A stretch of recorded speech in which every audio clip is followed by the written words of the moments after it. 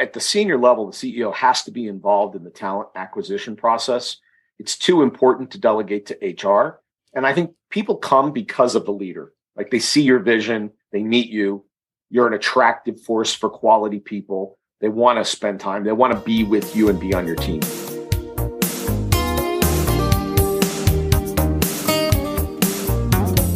Welcome to the Excellent International Leadership Podcast. Your host today works with the world's leading experts on international leadership, helping them find purpose and implement their vision. She's a master certified coach and facilitates a mastermind for CEOs of international companies. She's the author of 3 books and works with Nestle, Novartis, and even the United Nations. She's especially good at helping executives fast track to the C-suite. Welcome, Dr. Katrina Bruce.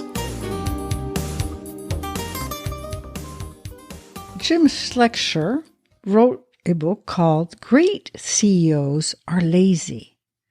That's a dichotomy. Usually you think work more equals accomplish more. So let's find out how to work less and make more. Welcome to the Excellent International Leadership Podcast. I'm your host, Dr. Katrina Bruce, and today we have Jim Schleckser. Okay, tell me the American way now. Schleckser. But Schleckser. Your way is perfect. Thank you. Nice to be here, Katrina. Jim has written 2 books, and I'm going to mention both, but we're going to talk about one. So he wrote a book that is very good if you want to know about wines and all, called Professional Drinking. Now, you might think professional drinking is about alcoholics, but no, it's knowledge about the different wines and how to evaluate them. And then we're going to talk about Great CEOs Are Lazy. So, Jim, welcome, and tell us, what is the premise of your book? Well, which one? We can talk about the wine book. That's a lot of. We can talk about that, or you want to talk about the CEO book? No, the CEO book. The CEO book. Okay. You know, that really came in the CEO project. What we do is we work with really high performing CEOs, and as part of identifying potential clients, we interview potential clients. And I've interviewed over time. Subsequent to that book, I've continued. So I'm probably at 2,500 or 3,000 CEOs that I've interviewed with a view towards, would they fit our particular model? But in that, I found that it was really easy to identify the good CEOs from the bad CEOs. And the good CEOs work 50, 60 hours a week. They focus their time on a particular issue, and then they kind of move to another issue. And they minimize all of the other junk that we end up with on our table as a CEO. The bad CEOs were working 70, 80 more hours a week. And they were doing what I call peanut buttering their time across their obligations. So 10% for this, 10% for that, 10% for this. So they were sort of touching all the bases, but they never had let's call it a concentration of force on one particular issue that would make a massive transformative difference in the business. So the 2 questions were, how many hours a week you working? Is it 50 or is it 80? I didn't tell them the right answer, but generally 50, 60 is the right answer. And where do you spend your time? If they go, right now I'm all in on sales compensation, and I'm fixing that because it's all messed up, and I should have that fixed in a month. And then I think I need to rotate my time to inventory management. I've got an issue there, and I'm going to spend 30, 40% of my time there. And so they are very conscious about where they spend their time on things that matter. And why I say lazy, it was kind of a fun title, frankly. But yes, it is. It is. You think about it, they go, look, once I've spent all the time I can on the highest value item I can, more work isn't particularly valuable.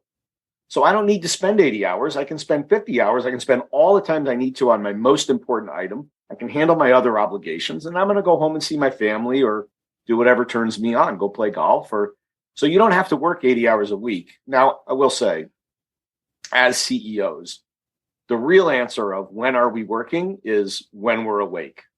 And probably some of the time while we're sleeping and dreaming on top of that. So we're always thinking about it, right? Yeah. But this is more like kind of in the office, focused on things, 50 versus 80. But the golf, the time with the family is also white space to be more creative. And if you're on the verge of burning out, your ideas are not as good. But tell us, what are some of the challenges you found, the most frequent challenges that CEOs have? Yeah, so we think then we've identified three, maybe four areas where the point of constraint, and the whole model is based on a systems theory from a guy named Eli Goldratt. He was an Israeli physicist, and he later developed this theory of constraints. And the idea is any system that you can name, there is a point of constraint in it that limits the capacity of the entire system to perform. A simple example is a garden hose. I'm trying to get water out into the garden hose to get a kink in the hose. The kink is now controlling how much water comes out the end of the hose. So I can work anywhere on that hose, but the only productive work that I can do is to find the kink and open it up. So the kink in a business, because it's a system too, it's more complex than a garden hose, but there's a kink in everybody's business. Everybody who's listening, there's a kink that limits your ability to get to revenue, or you get to profit, or to serve a certain number of clients, or anything you can name. So the job of the CEO really is find the kink and open it up. That's it. Now, sounds simple, but the kink tends to lie in one of three areas.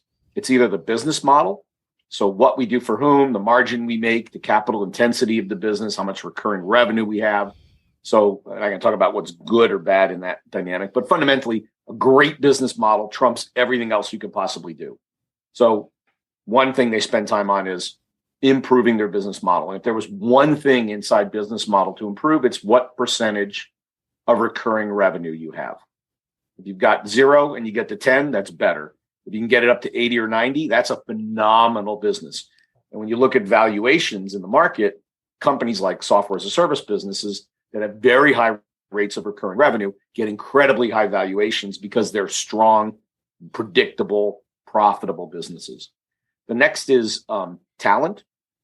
And this is about, think about that CEO working 80 hours a week. I can almost automatically tell you they have a poor quality team around them. Because if they had a good quality team around them, they wouldn't be working 80 hours a week because they could delegate and people can handle it. So the caliber of the people you have around yourself, that you attract around yourself, is really critical as a CEO. And a lot of times we run into CEOs that have, particularly in early stage companies, it's my roommate from college or my neighbor that I hired, or I really haven't gone and found really great people to surround myself with that maybe look different than I do, they think different, they've got different backgrounds. So the caliber of that team, really important. And we usually, when we work with somebody, we have to help them transform their team a little bit because we had a CEO we worked with, phenomenal phrase, companies don't grow, people do. So if the people are growing, the business is growing. The people are not, the business is not going to grow. So in the evaluation of who you're going to hire or who's on your team is not only their competence and that they're good and that you can delegate, but how much and how strong their learning capacity is. I actually have said, I wrote an article about this. If I had to pick one thing, I want a good athlete with strong learning capability. So I'll give you the example. My undergraduate degree was in chemical engineering. I did chemical engineering for a grand total of 18 months. So the whole rest of my career, I did other stuff that I had to go learn. I had to learn electrical engineering and software programming. And if I couldn't learn, I don't know what would have happened to me. And so I think learning as a competency is one of the prime, both for the CEO, because they have to demonstrate this. They have to model being a learner. But also when I hire my team, I want learners because look, the game is going to change. In 3 years, it's going to be different than it was today. If you can't learn, you're bamboozled. You got a giant problem. And then the final, and by the way, part of that's attracting A performers, what we just talked about. But the other side of the job is you need to move out C performers. Just like a sports team, who you put on the field is important. But if somebody is underperforming, your job is also to change that player out. And, that's not a very pleasant part of our job, but, and we want to do it humanely and appropriately. But you really, as a leader, have an obligation to the team to move out low performers.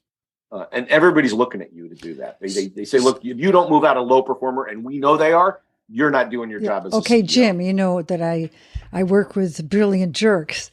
So, yep. So that are brilliant at their job, but no one really wants to work with them. So what do you say about that? Fire them. Okay. And I'll tell you why. I mean, so think about a 4-box grid, right? Makes the numbers and buys into the culture, if you will, team player. And, makes the number team player. We want 100 people like that. doesn't make the numbers, not a team player, get rid of all those people, right? People that want to be here, they buy the culture, they just can't quite get the performance. We coach, develop, we work with those brilliant people. The really hard one is that one. They make the numbers, they're brilliant, and they don't buy in. They're just horrible team members. For me, the decision to keep those people in the organization is a cultural decision. We define our business and our organization's culture by what we do, but also what we are not willing to tolerate. And if we're willing to tolerate toxic behavior, we're going to sacrifice team behavior. And so if you want team behavior, you've got to get rid of the toxic people, even if they're brilliant. And Netflix, just to pick on them, they have an absolute ironclad rule that they fire brilliant jerks. Don't care how smart you are. If you can't work in a team, you're out of here. Because everything comes from the team, at least. Totally. Now, hopefully you can remove the toxicity over time through your coaching behavior, but it's not easy. If somebody has a learned set of behaviors over 30, 40, 50 years, and now I'm trying to change what has worked for the last decades of their life, it's a heavy lift. It's not easy. So tell us a little bit more about your model. What model do you use when you work with clients? So we tend to sit on the strategic side. So we are looking at where is that point of constraint. And by the way, I should just mention the third one quickly. It's processes and systems. That allows the scaling of the business, not connected to the number of humans in the business. And I can go deep on that, but we're not going to at the moment. So we spend a fair amount of time diagnosing, helping them find that point of constraint, and then helping them structure thinking using a CEO peer group, a mastermind group, if you will, and our thinking to help break through that point of constraint and change the performance of their business. And really, we teach this behavior, and then we coach them we walk alongside them on their journey as they continue to sort of elevate to higher and higher levels. So it's really this model of the theory of constraints is our fundamental intellectual framework for everything we do when we talk about CEOs. Now, having said that, all of my advisors are former CEOs. We've all run companies at scale. So a lot of times we'll run into issues to go, hang on, I had this issue and I screwed it up. Let me tell you what not to do and what to do. So we kind of move them forward in their thinking immediately. But then the really hard, and I always say, look, the black and white issues, you could read a book and get that answer. It's when there's 32 shades of gray and you've got to pick the best shade of gray for your particular organization. That's when we and your CEO peer group really come into play. So it's like masterminds, you're saying? It is. Back to Napoleon Hill masterminds. And we build these, advisory boards, advisory groups around a CEO, like size, like complexity. And what we find is that the issues tend to repeat more on size and complexity than any other axis that you can identify. What's interesting is a lot of CEOs say, gee, Jim, I'd love to do it, but I need a bunch of people that understand the semiconductor business because it's so incredibly complex. And my answer is usually, I go, look, you got 5,000 people in your company that understand semiconductors. You don't need more semiconductor people. You need more people that understand business. And here's the real secret sauce. Breakthrough thinking comes from outside your industry, once in a great while inside your industry. But 9 times out of 10, if you look at real breakthrough stuff, it came from somewhere else. It was the ancient Greeks did this, and they connect the dots, and that means I can do this in my e-commerce site, right? So when we build these mastermind groups, they're from all different industries, finance and manufacturing and services and so healthcare. When they look at the problem, they go, Katrina, why do you do it that way? We had that problem in my industry, and we solved it like 10 years ago by doing X, Y, Z. And you go, son of a gun. I could do exactly that. And now you've got a new idea that nobody in your business has. And it's proven because some other industry already did it. It's a very good point. You know that there was an emergency hospital that looked at the pit for the Ferrari races, the Formula One races, to see how they could accelerate a certain intervention. So very good point to take it from another industry and see what you can apply to the I love that thinking. Yeah. Yeah. So, okay, that's the model to some extent. So you'll say learning, you say scaling your business, right? And okay, tell us more. So when we're in the fixing or finding the point of constraint, there are 2 fundamental ways to do that. And we have hats that we use to describe these various things. But going back to business model, you're wearing the architect hat. I'm architecting the business, designing the business. When I'm finding people, I'm wearing the coach's hat.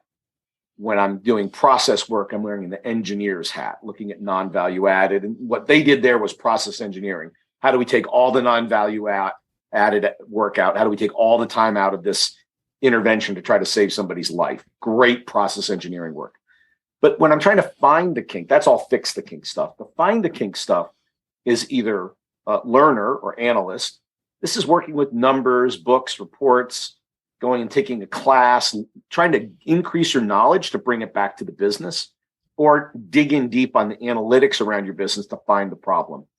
This is good for like your more introverted CEOs. We tend to go to, give me the spreadsheets, give me the analysis, give me the report. I'll read it and kind of integrate it in my brain. Maybe the slightly more extroverted go into what we call player mode.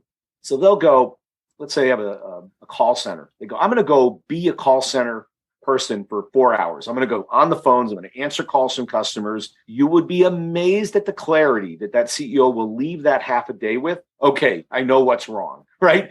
Our queue times are too long. We don't have enough people. Our supervisors aren't doing their job. We need a different, they're going to have 30 ideas about how to improve the call center by going into player mode and doing the job. The great example I use is Jack Welch, who's passed, former CEO of GE. He used to go on sales calls. And okay, that's kind of cool. CEO going on sales calls. And I always used to love going on sales calls with the CEO card. And he loved to get the order. The order's wonderful, but it's sort of a one times one use of his time. So why did he do it? And the real answer is the meta work that he did while he was in the sales process. He said what he was thinking while he was selling was, do I have the right people on this account? Do I have the right system to support them?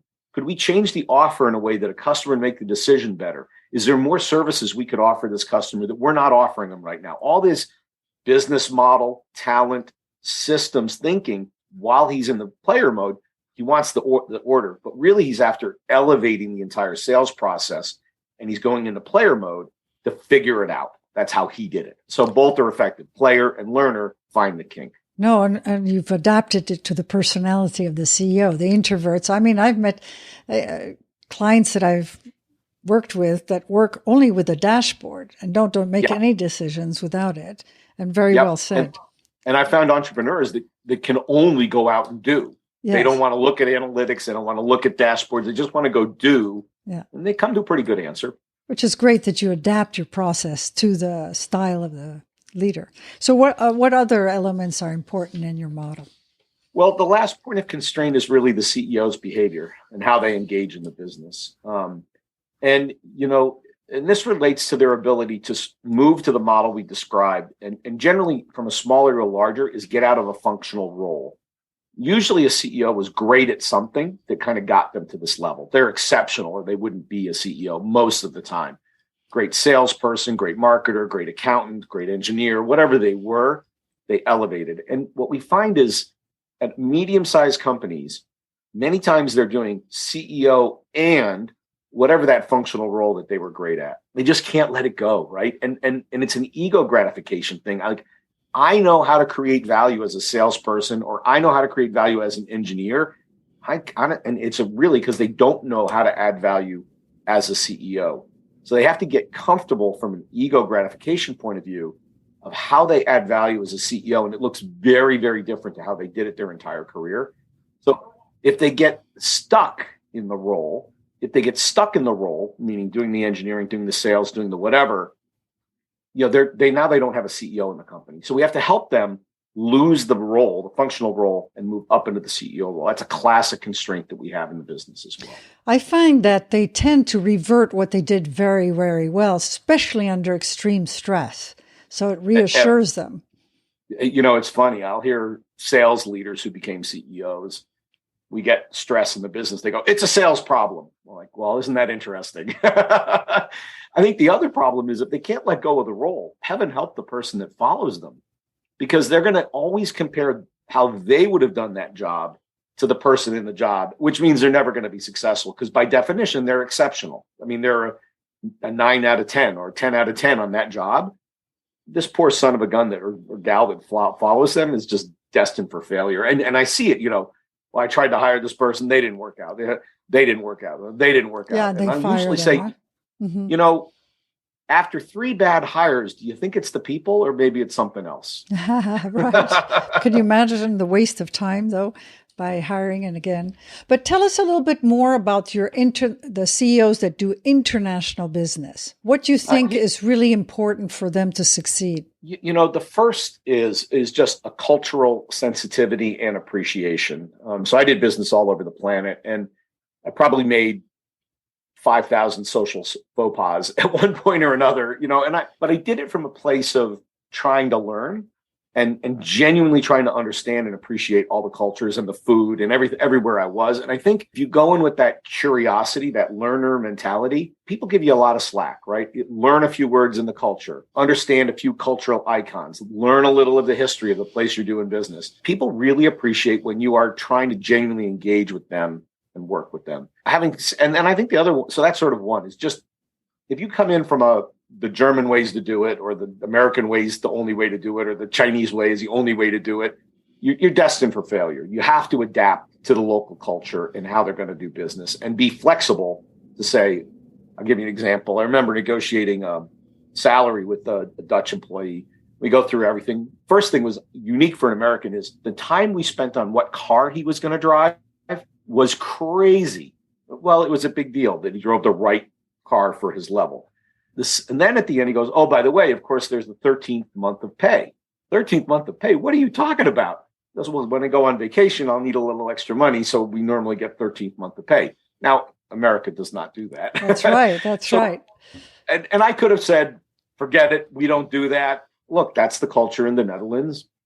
So the guy got a 13th month of pay. That's the way it is. So you can't take your own lens and stick to it. You have to be willing to say, okay, if that's the way the ball game is played here, we're going to play different. A close tie to the HR with the legal constraints for each country differs, right? It gets very complicated. It does. Having nexus in the country, the tax issues in the country, the employment law in the country. So, I tell people, particularly America, we're blessed with a 350 million person market, relatively the same language everywhere you go. It's pretty unique in the world, really. There's a few other markets that look like that, and wealthy, which helps. Everywhere else you go, the complication level is higher. And they go, well, it'll be like twice as hard to go global. I go, no. It's geometric. Add 2 or 3 countries, you're now 5, 6, 7, 8 times harder. You have, just to your point, all the laws, all the complexity, all the travel, currency, depending on where you are. It gets very, very complicated. What I have found is you'll never make as much money internationally as you do in your home market. Your home market will almost always be your most profitable market unless you find a little special market that you can play. And how do you explain that? On America, you can understand it's a huge, almost homogenous market, and they all speak the same language. But is there any other issue that comes into play to make it that you are more profitable? It's the complexity and the lack of understanding. You just have to apply more overhead, more cost to deal with all that complexity. And it just makes it harder to make money. And in many markets, the acceptable margins are thinner than maybe your home market, where you've got every advantage you can imagine. You speak the language, you understand the culture, you can get the best deals, you have long-term relationship. All those things are in your favor. When you go to another country where they don't know you, maybe don't love your culture or your country, things get harder. And so you can make money, but I've never made as much as in my home country. Interesting. So what would you suggest about hiring talent? Because today it's a big issue. So when you hire outside of your company, when you don't know the person, any advice you would give? Yeah, and I think the CEO, at the senior level, the CEO has to be involved in the talent acquisition process. It's too important to delegate to HR. And I think people come because of the leader. Like, they see your vision, they meet you, you're an attractive force for quality people. They want to spend time. They want to be with you and be on your team. So really important to CEOs to be involved. I think the standards of performance are very similar. Are you willing to be measured? Do you historically, here's the quick story. What's the best way to hire somebody who you know is going to perform? You hire somebody who's performed in the past. It's pretty simple. So I can look at your background and understand your performance. And I always ask, okay, great. You exceeded your sales quota or whatever. How did you accomplish that? And the reason I go for how is I understand culturally how they accomplish it, will they fit into my organization or not, right? Because I think there's skill and will. There's the technical competency, and then there's do you fit and do you want to do the job I have? I think the last one is that expatriates are not always the best answer. I think it's okay to have what I tend to think of your senior person needs to be a translator for your local country. So if that means you're going for an American company going into China, picking on China, you'd love to have somebody who was Chinese national, educated, and maybe lived in the US for a while, went back to China because they now understand Western culture and Chinese culture, and they can find the middle ground that you need to find to do business in that country. So I don't think you want all Chinese nationals who've never been to your country. And I don't think you want all people from your country because they don't have a clue about China, picking on China. So I think translators, sort of boundary spanners, are really critical at the top when you go international. Yeah, I agree, because they understand the mindset of both. That's the secret sauce. Yeah, I agree. So we're coming to the end of our podcast, but I have one last question. Anything you want to say about delegation? Yeah, the rule we use on delegation, and I talked about those CEOs working 80 hours a week. Clearly, they have a delegation problem as well. Maybe because they don't have the talent, but it might be them. Like they just can't let go because I'm the best salesperson in the company or I'm the best engineer. So we use a rule that we call the 70% rule. And the standard is if somebody is 70% as good as you, delegate it. Most people use the standard of 100%. And remember, these CEOs are exceptional. So 100% is an impossible standard to meet, most likely, particularly if they have control issues. So we say, look, at 70%, you delegate. And they go, wow, that sounds dangerous. I go, well, hang on. There's subtlety here. There are levels of delegation. You think delegation is, here, Katrina, take it over. It's all yours. That's not delegation. That's one level of delegation. The bottom, I might say, hey, Katrina, can you go check this out? Look into it. Tell me what you think we should do. Let's talk about it. I'll decide, and then you go do. That's still delegation. But I saved a ton of time because you did all the investigation and you're doing all the doing. As we move up, it might be, Katrina, go investigate it. Figure out what you want to do. Make a recommendation to me. If I don't tell you not to do it, just go ahead and do it. At the very highest level, it's, Katrina, take over it. Just take care. I don't even care. Just don't even tell me what you did. People think that's what delegation is. No. We don't get there until you've got the experience. I've got the trust. We know you can handle it. Then we go to that level. The other thing to think about is risk when I think about delegation. So if you're, let's say you're the captain of a boat in the ocean and a torpedo hits the boat above the waterline, you go, that's not good, but we've got time. We can fix it. What if the torpedo hits below the waterline? The water is now coming into the ship. You go, giant problem. Ship could go to the bottom. So when I think about delegation, I go, is it an above the waterline issue? Meaning if they screw it up, it's going to hurt, but it won't kill me. Or is it a below the waterline issue that if they screw it up, we're going to the bottom of the ocean? I'm much more careful about delegating below the waterline issues. In other words, I might start at that very, very low level of delegation and stay there for a while. Something that's above the waterline, I might delegate more aggressively and more rapidly. So 70%, consider the risk, and delegation, there are levels of delegation. And so that model has really helped people say, I'm way more comfortable delegating, know that I don't just hand it off and it goes away and I never hear what happens. They're much more comfortable with that idea, with that model in mind. Yes, and I like your metaphor. It's very explicit of what the degree of risk taking when you delegate. Well, It's the end of our podcast. Thank you very much, Jim. I would like to show the book, Great CEOs Are Lazy. Where can they get a hold of it? You can get it on Amazon, which is where people buy books. Just go on Amazon. It's available on audio. You'll hear my dulcet tones on the audiobook. Good. On Kindle and in hardback on Amazon. And don't forget professional drinking, because that is a lot of fun. That's a fun book. Yeah, pick them both up. Thank you very much. Absolutely, Katrina.